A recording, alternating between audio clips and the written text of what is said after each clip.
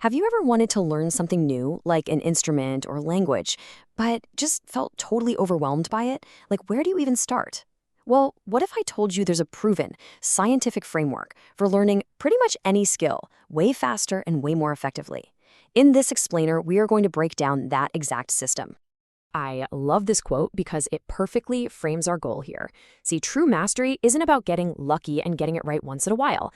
It's about building a skill so deeply that doing it right becomes your automatic default setting. It's about becoming so good you literally can't get it wrong. Now that's the mindset we're going for. So first things first, we have to tackle a huge myth about how we learn. It has almost nothing to do with mindlessly putting in the hours. It's all about the quality and the strategy behind those hours. I'm sure you've all heard of the 10,000-hour rule, right? This idea that you just have to grind for that long to become an expert. But the science shows that just mindlessly repeating something is incredibly inefficient. The real game changer is moving from that old way to the smart way. We're talking about swapping raw hours for focused, strategic, deliberate practice. This brings us to phase one, which I call plan your attack. Before you even think about practicing, you need a plan. An architect would never just start building a house without a blueprint, right? Well, we need a blueprint for our learning, too. This process is actually called meta-learning. It's learning about how to learn the skill. So before you start, just take a little time to map it all out. What are the big concepts you need to really understand? What are the hard facts, like vocabulary or key dates that you just got to memorize? And what are the actual procedures, the hands-on things that you need to practice over and over again? And here is where things get really efficient. This chart shows the Pareto principle. You probably know it as the 80-20 rule, and what it shows is that a critical 20% of the subskills will give you 80% of the results. For real. You can play thousands of popular songs with just 4 or 5 basic guitar chords. You can have functional conversations in Spanish by just learning the 1,000 most common words. The key is to find that critical 20% and focus on it like a laser. Next, you've got to deconstruct the skill. A goal like learn photography is just, well, it's way too big. It's so vague you'll never start. So you break it down into the smallest possible pieces. A much better goal is to say, I'm going to master the exposure triangle, ISO, aperture, and shutter speed. Now that is something you can actually practice and achieve.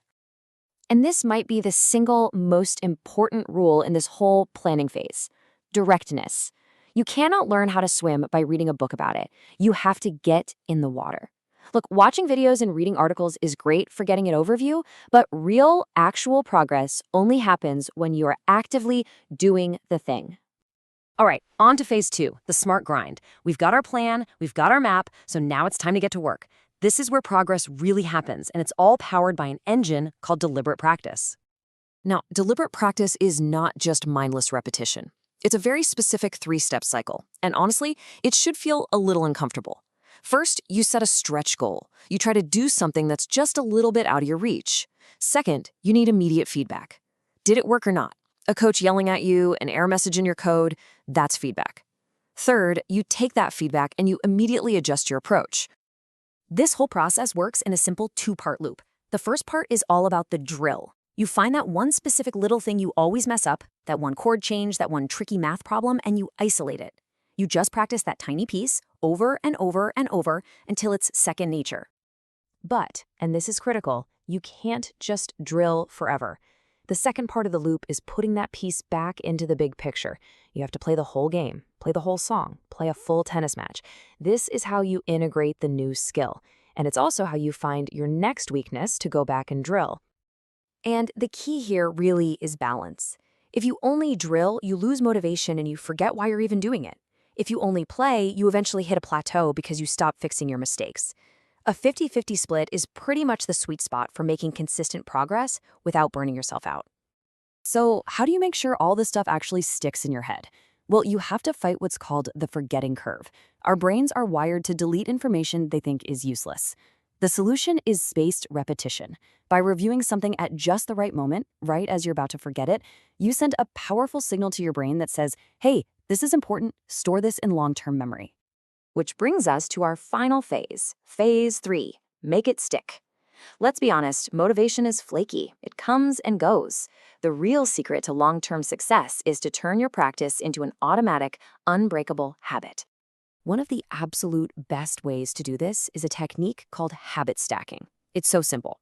You just link your new practice to a habit you already do every single day. So you don't just say, I'll practice Spanish today. You say, after I pour my morning coffee, I will do one Duolingo lesson. You're basically piggybacking on a habit that's already wired into your brain. The next trick is to make starting ridiculously easy. We have to lower what they call activation energy. This is the 20-second rule. The idea is that you should set up your environment so you can start practicing in less than 20 seconds. It's why you should leave your guitar on a stand in the living room, not packed away in a case under your bed. And what about those days when you have absolutely zero motivation? We all have them. That's when you use the 2-minute rule. The hardest part of anything is just getting started.